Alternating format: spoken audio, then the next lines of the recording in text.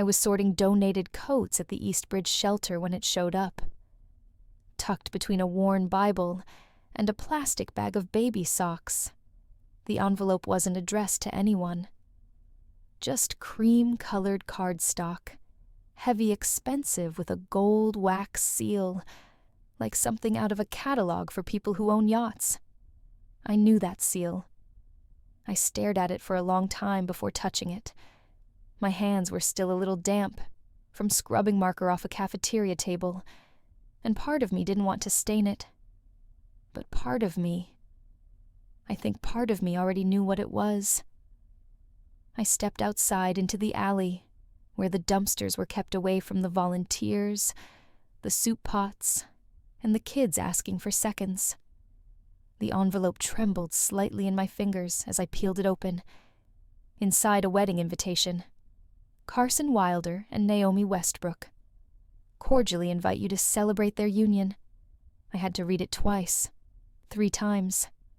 Naomi Westbrook, my best friend since high school. Carson Wilder, my ex-husband. I didn't feel angry. I didn't feel much of anything at first. The sky above the shelter was gray, the kind of January gray that never lifts, and I just stood there holding a piece of cardstock that weighed more than it should. There was no return address, no note, just names, dates, and a silent suggestion, because whoever sent it didn't send it by accident, and I didn't find it by accident either. I held that invitation like it might burn through my hands. The names printed on it didn't belong next to each other. Not on paper. Not in real life. Naomi Westbrook. Carson Wilder. She was the one who drove me to my first prenatal appointment. He was the one waiting in the car afterward, pretending to scroll his phone while I cried beside him. She helped me pick out the crib. He said he'd assemble it later, and never did. They weren't supposed to end up together. They were never even supposed to meet without me in the room. But somehow, there they were engaged officially beautifully without shame. The first time I suspected something, I was still pregnant. I had asked Carson where he'd been one night, and he mumbled something about helping Naomi fix her furnace. At 11:30 p.m. in July, I didn't argue. Not because I believed him, but because I was tired. Tired in my bones, in my breath, in my silence. Naomi started drifting around the same time. She used to text me every morning, Bible quotes, silly memes, little things. Then one day she just stopped. No explanation, no fight. Just silence that grew roots. Looking back, I can see it now. The late-night glances, the way she stopped asking about my baby. How he started trimming his beard the exact way she liked, not the way I did. Maybe I should have said something then. But I was too busy trying to keep the air in my lungs. Now here they were announcing their joy on heavy paper embossed in gold. And I stood behind a soup kitchen, holding the weight of 2 people who'd already moved on. Like I was some chapter they didn't have the courage to read again. I didn't go home that night. Instead, I sat in my car outside the shelter, long after the volunteers had left the windshield fogging up as the temperature dropped. The invitation lay on the passenger seat still unopened, even though I knew exactly what it said. I wasn't angry. That surprised me. I thought I'd feel rage, bitterness, something acidic. But all I felt was stillness. Heavy and quiet like a snowstorm before it starts. I stared at that card and realized something. I wasn't going because I wanted to ruin their big day.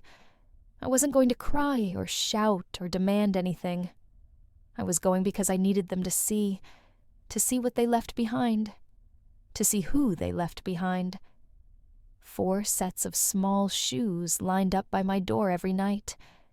4 names stitched onto 4 tiny backpacks. 4 questions I've answered alone day after day. They didn't just walk away from me. They walked away from them. And the worst part, I don't think they ever looked back. So no, I wouldn't wear red to the wedding. I wouldn't make a scene. I'd wear navy. Simple. Clean. the kind of quiet that demands to be noticed. I'd bring the kids not to make a point, but to tell the truth. A truth I've carried like a second spine. Let them marry. Let them smile for the cameras. But let them do it with eyes wide open. Because I'm done being the woman they erased. I'm the story they tried to skip. And I'm showing up on page 1. The distance didn't start with an argument. It started with silence. At first, I thought it was stress. Carson had just gotten a new position at the finance firm, longer hours, tighter suits, more pressure to perform. I tried to be understanding. We were building something after all. Or at least, I thought we were. I was 4 months pregnant when I noticed it. He stopped saying good morning. Not in a cruel way. He just didn't anymore. Little things slipped. He forgot to pick up prenatal vitamins. He left my favorite ice cream melting in the trunk for 3 hours. He started turning in earlier than me, which had never happened before. I told myself he was tired. I told myself it would pass. But something had already shifted. One night, I asked if he wanted to feel the baby kick.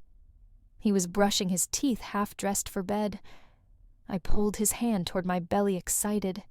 He pulled back. "I've got toothpaste on my hands," he said, and walked out. I stood there alone in the bathroom belly, rounding, heart-shrinking. Later I found him on the couch, scrolling his phone like nothing happened. That was when I realized I was the only one still trying. Pregnancy's supposed to be shared, supposed to be sacred. Instead, I became a room he closed the door on, and every day that door creaked shut a little more, until I stopped knocking. Naomi was the kind of friend who didn't need an invitation to show up. She brought me soup when I had morning sickness so bad I couldn't stand. She helped paint the nursery lemon yellow, even when she thought sage green would be more calming. She was there the day I found out I was pregnant before Carson even knew. She squealed louder than I did, hugged me so tight I thought she might bruise the baby. But somewhere around month 5, she started slipping away. First, it was small texts left on red last-minute cancellations. Then came the missed baby shower planning meeting, the unopened voice memos. I chalked it up to life. We were grown women, busy pulled in different directions. Until one night, I called her. It rang, once, then went straight to voicemail. I waited a few hours, called again. This time I heard her voicemail greeting cut off halfway through by a chuckle I knew too well, Carson's laugh. I hung up. My chest went still, the way it does when something too real, too awful sinks in all at once. I didn't confront her. I couldn't. I just sat on the nursery floor that night, surrounded by unopened diaper boxes and a half-assembled crib, wondering what kind of woman disappears on someone carrying life. The next morning, she unfollowed me on every platform. No goodbye, no lie, just absence. It's funny people talk about breakups like they only happen in romance. But losing a best friend, it's surgical. No anesthesia. She didn't need to stab me. She just vanished and left the knife behind. They were born on a Tuesday. Rain tapping the hospital windows like it had nowhere else to go. I checked in alone. No one held my hand. No one wheeled me in. I filled out the forms myself, wincing between contractions. Under Father's name, I left it blank. The nurse asked if anyone would be joining me. I shook my head. She nodded kindly. Didn't ask again. Labor lasted 5 hours, and every one of them felt like I was trying to push through grief as much as flesh. When the first baby cried, I cried with him. But no one said congratulations. By the time the 4th came out, 2 boys, 2 girls. I was too tired to cry anymore. They wrapped each one in a soft blanket, numbered their bracelets, and lined them up in a row like little secrets the world wasn't ready to know.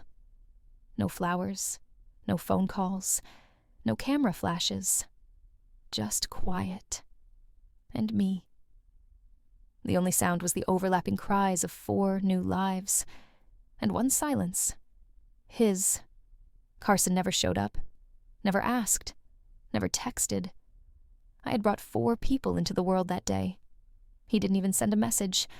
And when the nurse finally handed me the discharge papers, I cradled all 4 in my arms and walked out under a gray sky, wondering how someone could forget an entire family was waiting for him. I didn't plan to make an entrance. I didn't even plan to go until 3 days before the wedding, when my youngest crawled into my lap and asked if Daddy was a storybook word or a real person.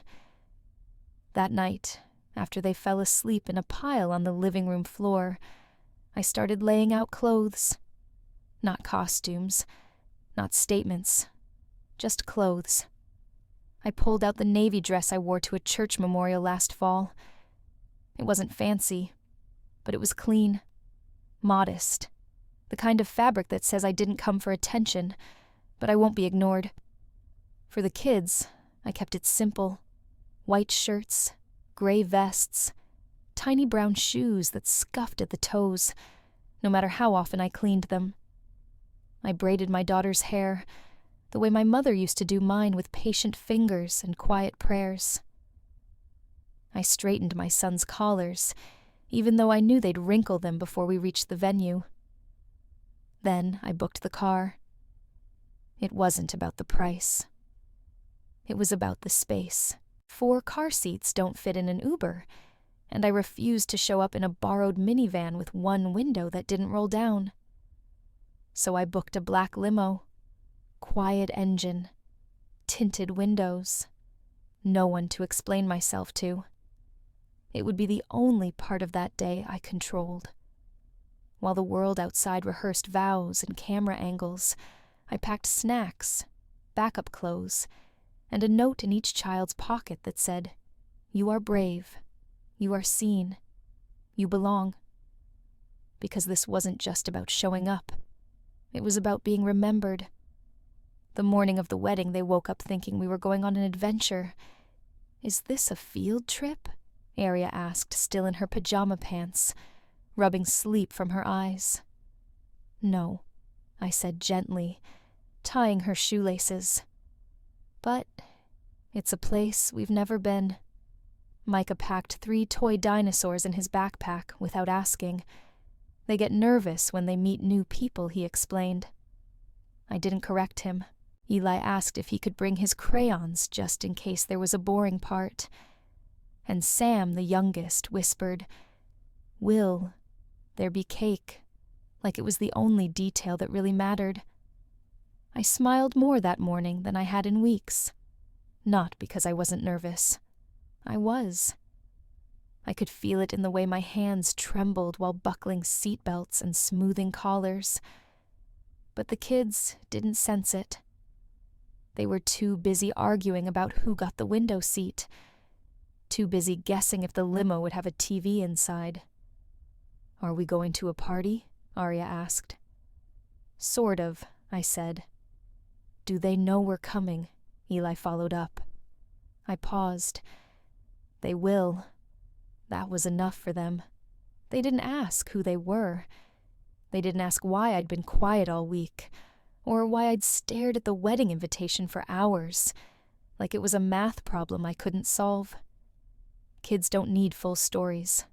They just need presence. When the limo arrived, all 4 ran toward it. Like it was a ride at the county fair, the driver opened the door, smiling kindly. "Big day?" he asked. I nodded. For them, yes. There's a strange kind of quiet that lives in a limousine. It's not the same as silence in a hospital room, or the stillness of late-night laundry folding. It's padded insulated like the world is happening somewhere far away, and you've stepped outside of time. The kids were buckled in feet, swinging just above the floor voices, soft, with that early morning drowsiness. They didn't fully understand where we were going, only that they had snacks and matching outfits, and that Mom seemed calm. I wasn't calm. I was holding myself together in layers, memory, instinct, resolve. As the car pulled away from our apartment complex, I looked out the window at the cracked sidewalk, the rusted fence, the mailbox, with our last name barely legible. We weren't running from anything, but we were definitely heading towards something.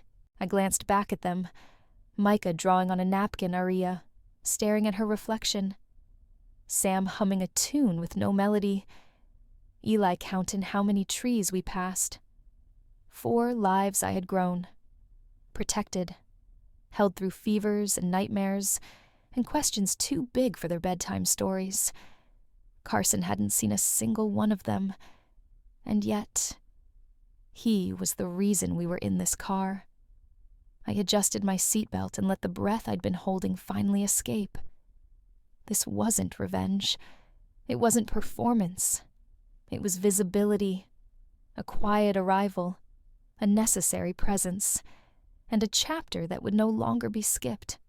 They chose an outdoor vineyard estate, the kind that looks curated more than lived in. White chairs lined up in perfect rows, pale rose petals scattered like someone had carefully choreographed a breeze. Curtis stood under a wooden arch, wrapped in eucalyptus and ivory silk, one hand in his pocket, the other adjusting his cufflink for the 3rd time. He looked calm, polished, the kind of man who always knows where the cameras are. And Tessa Naomi, I should say, walked slowly down the aisle, long veil floating behind her like forgiveness. Her dress clung in all the right places. Her smile was soft, but rehearsed. To the guests, it was perfect. To me, watching from the tinted limo window down the gravel road, it looked like a staged confession. Curtis leaned in to whisper something in her ear. She laughed politely, the kind of laugh that never touches the eyes. He had always been good at appearances. That was his currency. He could make small talk with governors and janitors without skipping a beat. He never let you see him sweat, never let a moment hang too long. Tessa had learned from him. I could see it in the way she held her bouquet, just slightly off-center the way the wedding blogs advise. Everything was designed to look effortless. But real love doesn't pose well for pictures, and from where I sat just out of view, I saw something most of their guests would miss. Curtis blinked too long when the minister said second chances. Tessa's thumb kept twitching against her bouquet ribbon. They were beautiful. They were lying. And they didn't know the truth was already rolling up the drive. The limo turned the final corner, just as the string quartet shifted into a soft rendition of Can't Help Falling in Love. Perfect timing if I'd meant to ruin anything. But I hadn't. The driver slowed near the edge of the stone courtyard. Guests turned curious at first, then confused. The car wasn't flashy, but it didn't belong. Not with the other rentals and black-tie Ubers. Curtis noticed it before anyone else. I watched from the back as he stiffened. His jaw clenched the way it used to when he lied about working late. Tessa followed his gaze. Her eyes found the car, and something in her shoulders dropped like a secret she'd been holding finally stood up. The music kept playing, but the air had shifted.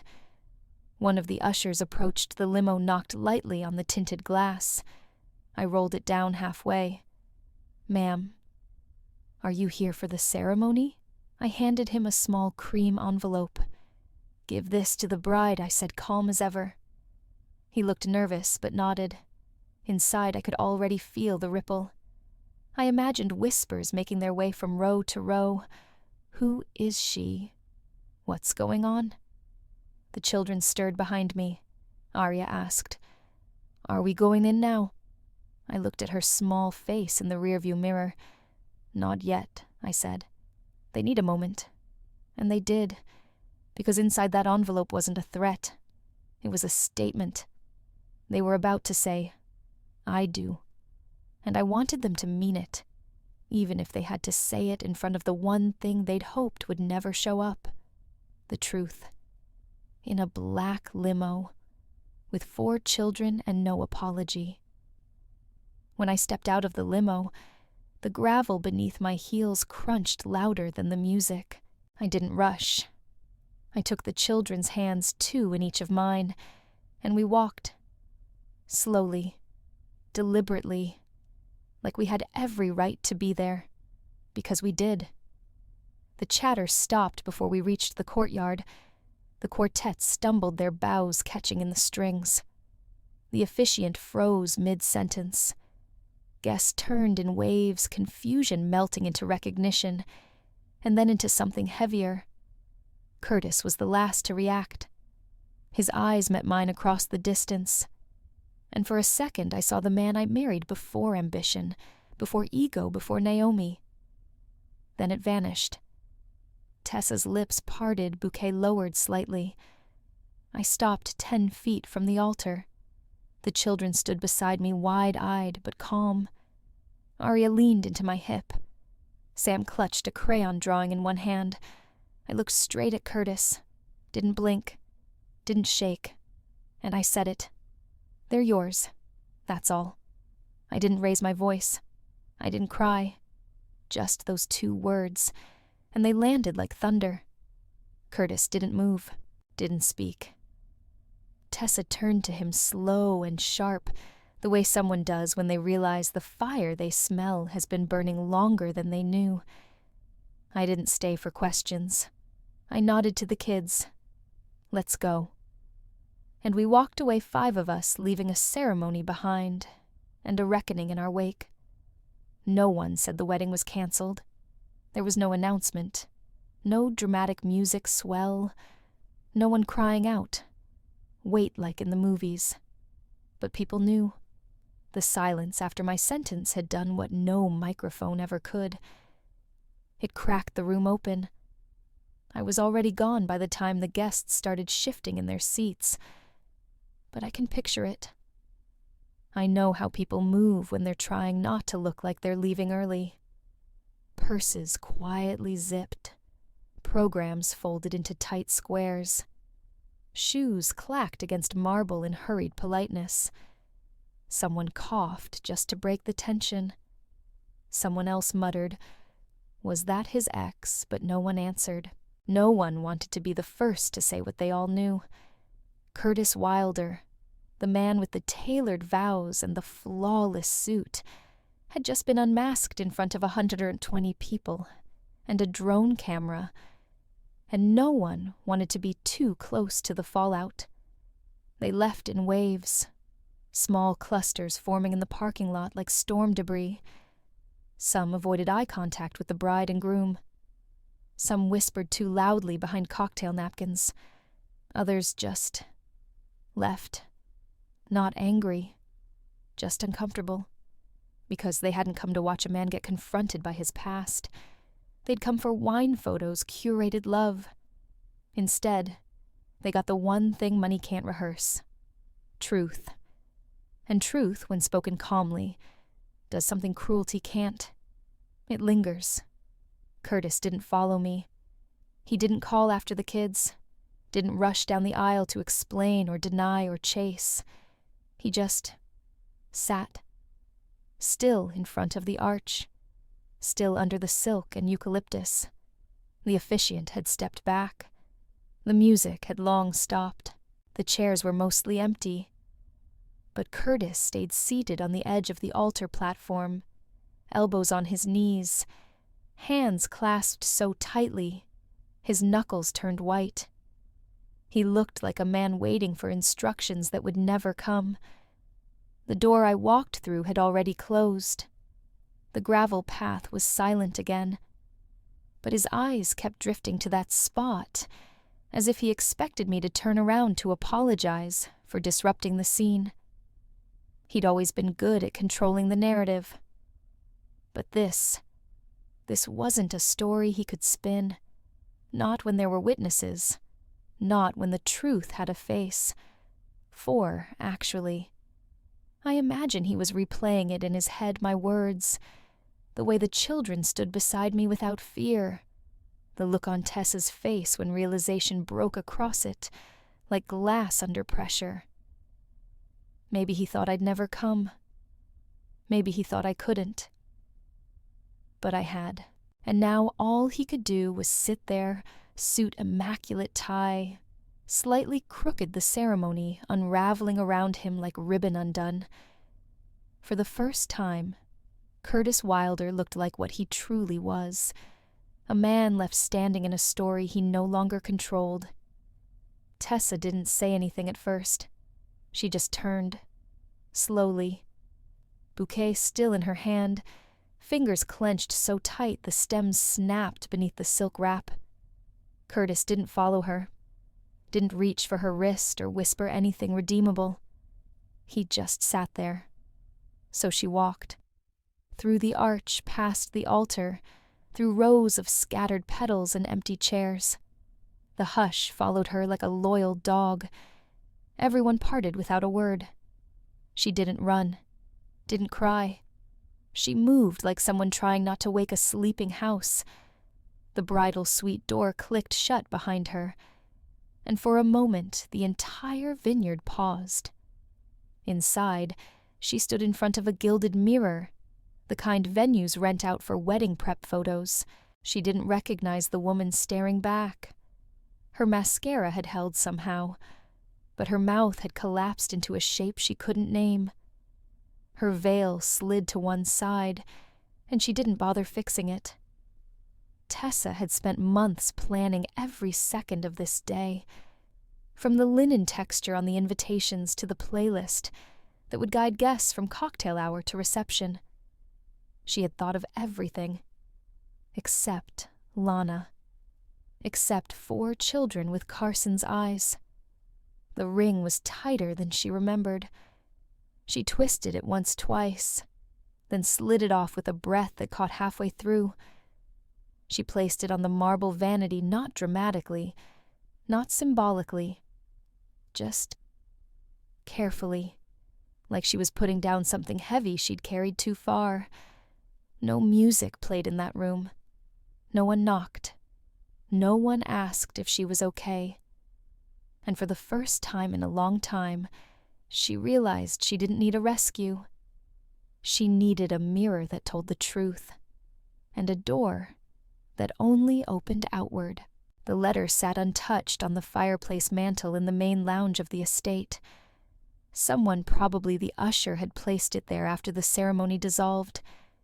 It was the same envelope I'd handed over before stepping out of the limo. No return address, no handwriting. Just a thick ivory rectangle with Carson's full name, typed clean across the front. He hadn't touched it. He'd passed by it 3 times. Once, when pouring himself a glass of champagne, he didn't drink. Once, when pacing. And once when he stopped, stared at it for a long minute, then turned and walked away. Curtis had always been selective with the truth. Not necessarily a liar, just allergic to accountability. Tessa noticed the letter the moment she stepped into the lounge. Her eyes caught the way it sat centered, deliberate, like it was waiting. "Is this from her?" she asked quietly. Curtis didn't answer, so she picked it up. He didn't stop her. She ran her thumb under the seal and unfolded the contents slowly. No theatrics, no gasps. Just a single photo. Lana sitting on a bench in a city park, sunlight spilling over her shoulder. The children surrounded her, 2 in her lap, 2 holding juice boxes mid-laugh. On the back of the photo, in handwriting that hadn't changed since high school, were 5 words. "This is who you left." Tessa didn't cry. She simply placed the photo back in the envelope, sealed it again with a soft crease, and set it on the coffee table, this time facing him. She didn't say a word. Because if it had to be explained, he didn't deserve to understand it anyway. Later that evening, while staff cleared untouched hors d'oeuvres, and someone tried to salvage what was left of the floral arrangements, another envelope arrived. This one didn't come by limo. It was handed off quietly by the limo driver, who had returned alone. No kids. No Lana. Just a sealed manila envelope with a simple note attached for Mr. Wilder. From the little ones. Curtis didn't open it right away. He stared at it for nearly 10 minutes, as if something inside might detonate. Tessa had already gone upstairs. There were no guests left. No cameras, no pressure to perform. Finally, with a sigh so deep it nearly folded him in half, he slid a finger under the flap. Inside was a piece of construction paper, bright orange, the kind teachers stock up on during back-to-school season. 4 names were scrawled in crooked handwriting, each in a different color. Aurea, Eli, Micah, Sam. Next to each name was a heart, some backwards, one in a star shape. Below the names was a drawing 5 stick figures holding hands. 4 small, 1 big. They were smiling. Off to the side was a 6th stick figure. Faded gray, no mouth, just a question mark above its head, and underneath, written in the same unsteady hand, "We like dinosaurs. Arya can spell elephant now. Eli has 2 loose teeth. Sam runs fast. Micah made this. No signature, no plea. Just a quiet message from children who had no concept of what had happened, only that their mother had packed snacks and told them to be brave. Curtis held the paper in his lap. He didn't cry. He just sat there, eyes burning, as if somehow this scrap of crayon and paper hurt more than any confrontation ever could. Because it didn't demand anything. It just reminded him of everything he chose not to know. It happened on a Thursday. Rainy like most days that carry heavy questions. Micah was brushing his teeth, pajama shirt half-buttoned when he turned to me in the mirror, and asked casual, as anything, "Mom, do we have a dad?" He didn't say it with sadness, just curiosity, like he was asking where clouds go at night. I paused, toothbrush still in my hand. Arya had already climbed into bed. Eli and Sam were wrestling over who got the top bunk. I could hear their laughter, their small world undisturbed. But Micah had noticed. Not the absence exactly, just the shape of something unspoken. I knelt beside him, wiped a dot of toothpaste from his chin, and answered simply, "You do." He nodded like that made sense. Then after a second, "Where is he?" I didn't say gone. I didn't say hiding. I didn't say choosing something else. I just said, "He's someone I used to know. But I know you. And that's what matters most." Micah stared at me for a moment, like he was turning that over in his mind. Then he leaned in and hugged me tight, wet hands, toothpaste breath and all. And that was it. No follow-up. No ache. Just the kind of trust children give you when they feel safe, even if the story isn't finished. I never bad-mouthed Curtis. I didn't need to. Truth settles on its own timeline. And children, they don't need revenge. They just need answers that don't hurt to remember. We moved to the coast 6 months after the wedding that never was. It wasn't dramatic. No bags thrown into a car in the middle of the night. No declarations. No running. I just woke up one morning, packed what we needed, and left behind the zip code that had known too much of our story. The town we ended up in, Maple Bay, wasn't even on the list. I found it on accident trying to reroute around traffic. The streets were narrow. The grocery store still used paper bags. It felt like a place where people remembered your name and forgot your past. I took a job at the community center teaching art classes to elementary kids. 3 afternoons a week, I'd sit on the floor with my own children and a dozen others painting with stubby brushes and mixing colors that always turned out a little too brown. Aria painted clouds with faces. Micah liked to draw planets. Eli sculpted animals out of Play-Doh and gave them backstories. Sam mostly just liked snack time. We built a life out of construction paper and early bedtimes. No one asked me why I was raising them alone. If they noticed, they didn't say. And that kind of silence, the kind that's soft, not suspicious, was exactly what we needed. I didn't tell people what we'd come from. I didn't need to. Every day I saw 4 sets of eyes filled with more light than before. That was the only story worth telling. And for the first time in years, I wasn't waiting for the other shoe to drop. Because I wasn't in someone else's life anymore. I was finally in mine. I used to think quiet meant loneliness. Back when the house was too big for one voice, when silence stretched between rooms like a warning. Back when Curtis stopped answering my questions with anything but sighs. Back when Naomi disappeared without slamming a door. But here, quiet feels different. It's the clink of mugs in the morning as I pour cereal and coffee in the same breath. It's the rustle of sketchbooks opening after dinner, the scrape of crayon against the table. It's 4 sets of feet running down the dock chasing seagulls and laughter. No cameras, no whispers, no pretending. We go to the same diner every Saturday. The waitress knows Aria doesn't like syrup touching her pancakes, and that Eli always orders 2 orange juices. On Sundays, we walk to the beach after church. The kids collect rocks, thinking each one holds a story. Maybe they do. Sometimes I wonder if Curtis knows where we are, if he ever thinks to look. But then Sam shouts my name because his kite's caught in a tree, or Micah holds up a painting that's mostly blue and calls it our sky. And I remember I'm not missing anything. I'm not hiding.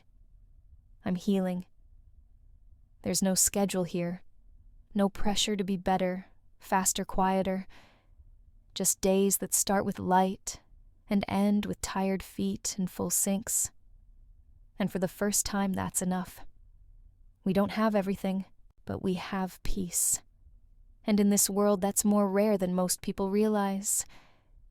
It was a rainy afternoon, the kind where the clouds feel too low, and the ocean looks like it's holding its breath. We were inside, all 5 of us crowded around the kitchen table, cutting construction paper and sharing glue sticks, with the kind of seriousness usually reserved for diplomacy. Micah, always quiet when he's focused, tapped my elbow. "I made us," he said. He held up his drawing with both hands, proud, but a little unsure. There were 5 stick figures in the picture drawn in bright, bold lines. 4 were in the center, 2 tall, 3 short, all holding hands. Each had something to distinguish them: curly hair, for Aria red shoes for Eli, a baseball cap for Sam. Mine wore a crown. Probably because I'd told them once that I used to be the queen of bedtime. But off to the side near the edge of the page was a 6th figure, smaller, drawn in gray. No hands, no smile, just a question mark above its head. Micah looked at me. Is it okay that I put him there? I didn't ask who him was. I just nodded. You can draw whatever you feel. He smiled, relieved, then ran off to help his sister glue cotton balls to her paper clouds. I stared at the drawing for a long time after they left the table, not because I was hurt, but because somehow my son had captured what no adult ever could. The absence was there, but it wasn't angry. It was acknowledged. That gray figure wasn't erased, just placed where it belonged on the page, but not in the middle. Children remember differently. They don't rewrite. They just rearrange. And sometimes in a crayon drawing taped to a fridge, you see the healing has already begun.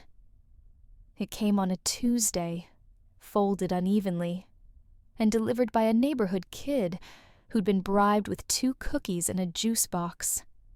Your boy said it was real important he told me cheeks, sticky with grape. The envelope was soft, crinkled at the corners, like it had been carried around in too many small hands. On the front, in large, uneven letters, to Curtis, Curtis, spelled wrong the I backward. There was no stamp, no return address, just earnestness sealed with 3 dinosaur stickers. I opened it slowly, careful not to tear the paper. Inside was a sheet of wide-ruled notebook paper, filled from top to bottom with multicolored markers. At the top, "Hi, we are your kids," followed by lines in alternating handwriting, some round and neat, some wobbly and slanted. Arya can do a cartwheel now. Sam lost a tooth. Micah won a prize at school. Eli wrote most of this. At the bottom was a drawing, of course. 5 stick figures again, hand in hand. One stood off to the side, smaller, with a speech bubble that read, "I'm still learning." They hadn't drawn him out of anger. They'd included him because even children know you don't have to be close to be remembered. I stared at the letter for a long time. Not because it changed anything, but because it didn't have to. Sometimes forgiveness doesn't arrive in declarations. Sometimes it comes in marker ink, and the willingness to spell someone's name, even when you barely know how. I didn't write back. Not because I was angry, and not because I didn't care, but because there are some things that don't need answers, only closure. I sat at the kitchen table, with the letter in my hands, the afternoon sun slanting across the floor, catching the edges of the paper, like it knew this moment mattered. The kids were outside chasing bubbles and kicking a deflated soccer ball up and down the driveway. They'd forgotten the letter the moment it was sent. That's the thing about children, they let go faster than we do. I read it once more. Let myself smile at their misspellings, at the way Arya had drawn flowers in the margins, and how Micah signed his name with a tiny rocket ship beside it. Then I folded it carefully twice and placed it inside an old shoebox I kept on the top shelf of my closet. The box held other things, too. An ultrasound photo, a faded receipt from the night I bought 4 matching onesies, a pacifier no one used, and a ring I no longer wore. I didn't bury these things. I didn't burn them. I just kept them the way you keep chapters in a book you've already finished. They don't control the ending, but they're part of why you made it there. And so, the letter stayed in the box, not unread, not forgotten, just done. That Sunday, the rain finally stopped. Not in a dramatic way. No rainbow, no cinematic light. Just a quiet clearing like the sky had decided we'd had enough. Arya sat at the old keyboard in the corner of our living room legs, swinging off the bench back straight the way her music teacher had taught her. She'd been practicing Amazing Grace all week. Said she liked how it started sad, but ended soft. The boys were sprawled on the rug behind her, arguing over Lego pieces, their voices low, distant. I stood in the kitchen, drying dishes, slowly letting the moment breathe. Then she began. The first notes were hesitant, a little uneven, but she didn't stop. Her fingers moved with quiet certainty, like she wasn't just playing music, she was offering it. To the house, to the memory of what we'd been through, to herself. I closed my eyes and let it wash over me, not because it was perfect, but because it was ours. Outside, the clouds shifted and a streak of sun broke through the window, landing across her shoulders. Dust danced in the light. She hit the final note and let it ring. Longer than necessary. Then she turned around and smiled. "Did I do okay?" she asked. I nodded. "You did beautifully." She didn't know what that song meant to me. She didn't need to. It was enough that she played it without apology, without fear, and as I watched her run barefoot toward the other son catching her braid midair, I felt something I hadn't felt in years. Not victory, not vindication, just peace. The quiet kind, the earned kind, the kind that doesn't need anyone to clap at the end, only to know we made it. And that's more than enough. There's a kind of quiet that only comes after the storm. Not the silence of being ignored, not the silence of giving up, but the quiet of surviving. That's what I live in now. And in that quiet, I've learned a few things. Not dramatic truths, not movie-worthy one-liners, just life. The way it really is. Let me start with this. People don't always leave loudly. Sometimes they slip out of your life so slowly you don't realize they're gone, until you reach for them, and all you feel is air. Curtis didn't leave with a slam. Naomi didn't betray me with a confession. They both simply chose something else. And they did it quietly, which, in a way, is its own kind of violence. But here's the harder part. They had the right to choose, just like I had the right to rebuild. When I was younger, I used to think pain made you bitter, that if someone hurt you deeply enough, the only way to stay strong was to get hard, cold, impenetrable. But pain doesn't have to turn you cruel. Sometimes it turns you precise, clear. I didn't show up at that wedding to ruin it. I didn't want to see anyone humiliated. I wasn't chasing apologies or trying to win some moral prize. I showed up because truth deserves a seat at every table, even the fancy ones, even the ones with centerpieces and custom name cards. I brought my children with me not as weapons, but as witnesses. Not to say, "Look what you missed," but to say, "This is real. This exists. This mattered." People ask if I ever regret going. The answer is no. I don't regret walking into that moment calm and steady, holding the hands of the very people he once refused to hold.